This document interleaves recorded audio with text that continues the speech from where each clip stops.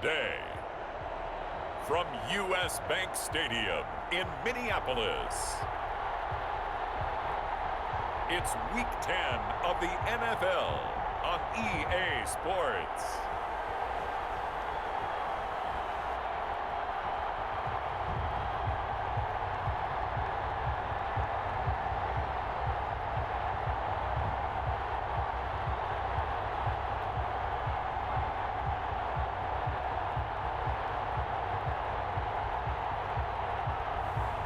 It's the Minnesota Vikings taking on the Chicago Bears.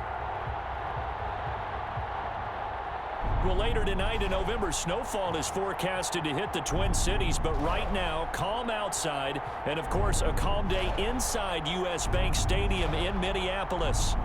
Nothing like the fanfare of introductions to an NFL game, and that was in evidence a moment ago. Fireworks, pyrotechnics, you name it. This crowd is ready as their guys get set to match up between the Chicago Bears and the Minnesota Vikings. Hi again, everyone. Brandon Gaudin alongside Charles Davis. And Charles, you look at this Vikings ball club, and they've lost 3 straight here, and it goes without saying, I guess, they could certainly use a win. And how do they get a win? Because they've lost 3 straight.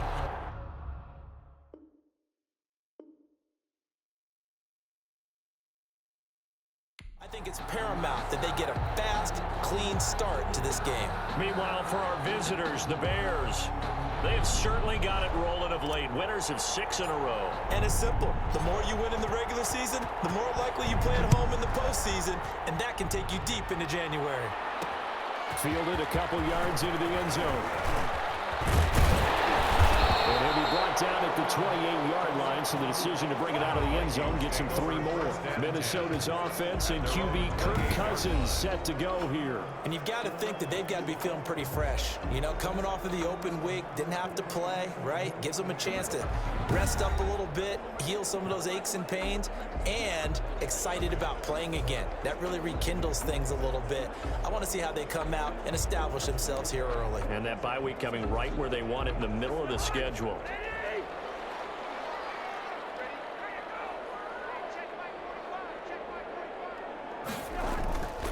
1st and 10, Cousins. That's complete to Justin Jefferson. And they get him down, but not before he takes it across the 40-yard line.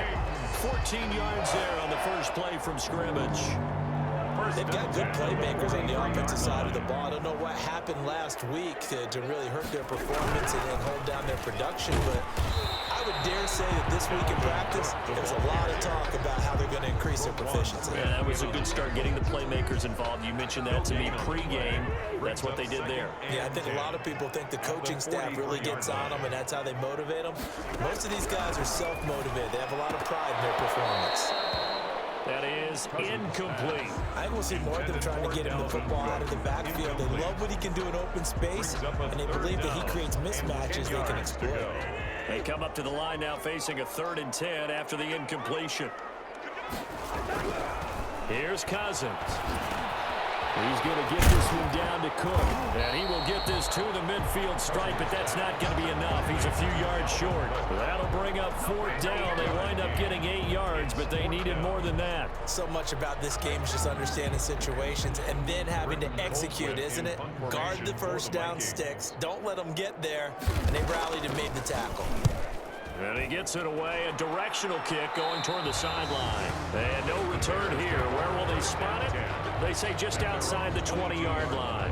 So here are the Bears now for their opening drive. And they'll be led out by the man running the show, Charles, their quarterback. His game last week reminded me of the old song, Accentuate the Positive. That's about all he did, right? Yeah. 3 touchdown passes, over 300 yards in the air. Receivers happy. And they got the win. Got the win. If you're a running back that likes to catch passes, they're happy as well. Big-time game.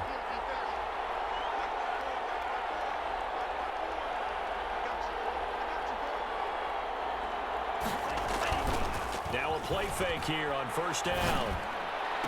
And this is going to be caught. He won the fight for the football. Call that a very strong gain of 24. That's the #2 receiver in the NFL in terms of yardage. And tell you what, a few more plays like that, he won't be #2 for long. Well, that's what often happens when you have competitors running around the field. These guys know where they stand in relationship to yardage, totals, numbers, the whole deal. And let's face it, all of them, they all want to be #1. A gain there of 12 yards and a first down for the Bears. First down, Chicago. They'll set up a throw. That's complete to the Memphis man, Anthony Miller. Touchdown, Chicago. Anthony Miller, his 5th touchdown now on the year. And the Bears have taken the early lead. For the point after. If you didn't know it, it won't surprise you to find out that this team leads the league in scoring. They've been a quick strike team all season long. There's another example. They did it again. This offensive coordinator, right now you can write his ticket towards being a head coach. He's advanced in the ways of offense. Out is the kickoff unit as they run up and send this one away. This will make it into the end zone. And this will not be brought out. It's a touchback.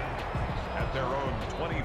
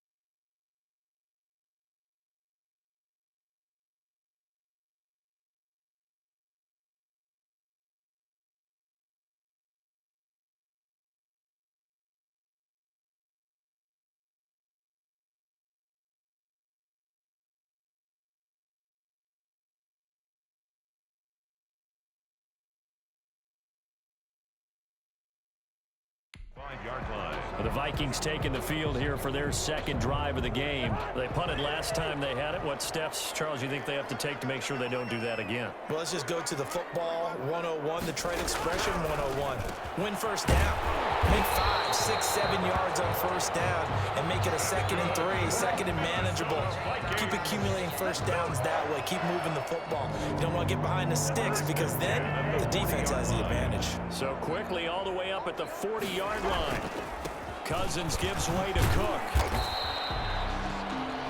Give him 3 on first down. It'll set up a 2nd and 7.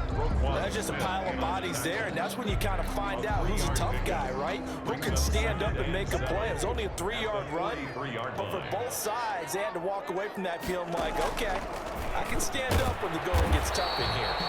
And Rudolph has it, the tight end. 7 yards there and a first down. We've seen quite a bit of the short passing game here early on first quarter, haven't we? We have, and I think it works a couple of ways for this team because, number one, you throw the short game until they stop it. And if they're not going to stop it, you keep throwing it, and occasionally you'll break a tackle and turn it into a bigger gain. Also, if they start to creep up, start to pressure receivers, now you go over the top, take it deep, and now you get some of those big shots downfield. 3 yards the gain there, 2nd down. And we see another pitch and catch there to the running back. This position just continues to evolve. They